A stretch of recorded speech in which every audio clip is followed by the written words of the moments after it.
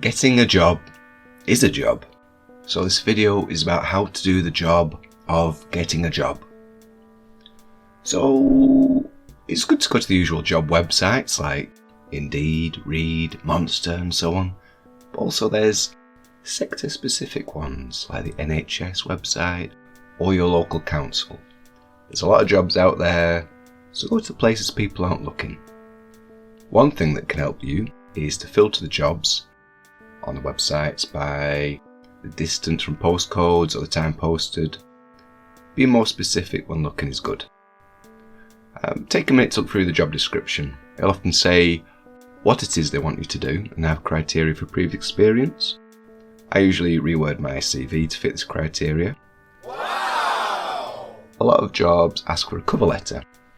So what I do is copy and paste the job criteria into my cover letter as headings, then list my experience beneath it, about a paragraph long. Bear in mind someone will be reading through dozens of applications, so it helps make the information as clear as possible. And a little side note, if you've been to university and find yourself struggling to get any job, try taking some stuff off your CV. I struggled getting work for a while after university, so I stripped it off and I was getting jobs left, right and centre. Anyway, a good way of wording a job application is using the STAR system. STAR stands for Situation, Task, Action, Result. Basically, it's providing a narrative structure for you to apply for jobs. So you'll start by saying the situation you're in, what was the job and where. The task is what you were given to do, like serving customers or inputting data, whatever your manager told you. The action is what you did, which is a good chance to say how you did the task, but also went beyond what they initially asked for. And the result is what happened from your action. This could be stuff like increasing sales or streamlining some system, just the general, making a good show of yourself. A lot of public sector jobs, in councils or government bodies, use this system in their HR departments, but it also can be useful in applying for any job. It helps tell a story, and people are very story-orientated beings.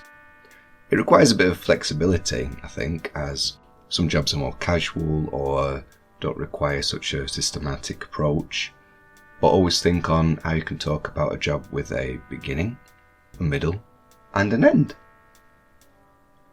It's also worth checking the company's website to see how the job you're applying to fits in with their overall business, and mention this in your application.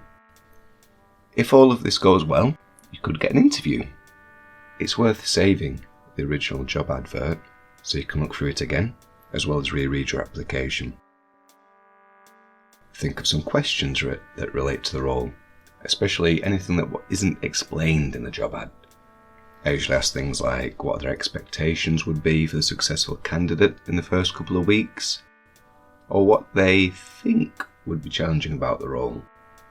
This gives you extra time to respond and talk more about yourself in the interview.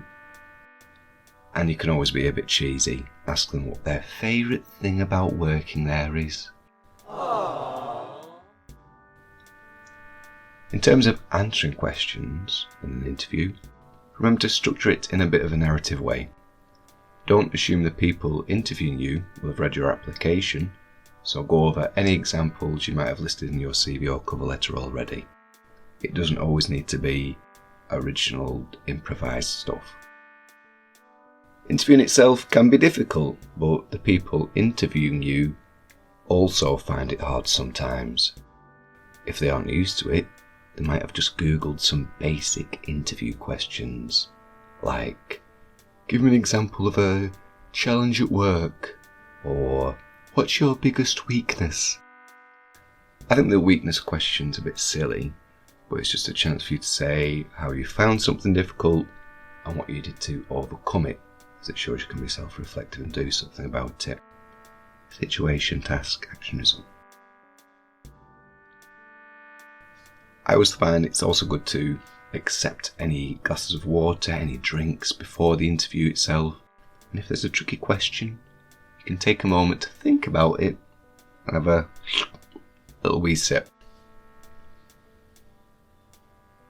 And of course, remember to smile all the way through and make eye contact and just be a confident person.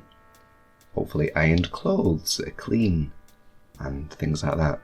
I don't think it's that important to come across in a certain way. These are things for you to make you feel more confident. It's also worth saying, sometimes interviews are just bad, they're horrible. I've spilled water on people's laptops, repeatedly got the same person's name wrong, or even just turned up at the entirely wrong address. These things happen. I think the best way to alleviate anxiety is just through practice. And if you didn't get the job, move on to the next one. If they couldn't see how good you were, it's their loss. That's about it really. One last bit of advice is to be bold when you're applying for jobs. Search for those jobs that pay a lot more money than you're on now. See what's out there. At the very least, you know what experience you need for those jobs. Make a start in getting it if you don't have it already. So, if this advice works for you, good stuff. I think the best way to progress a career nowadays is by moving from one company to another, rather than waiting for any kind of promotion or these old ideas. So chances are you'll be doing this again soon enough.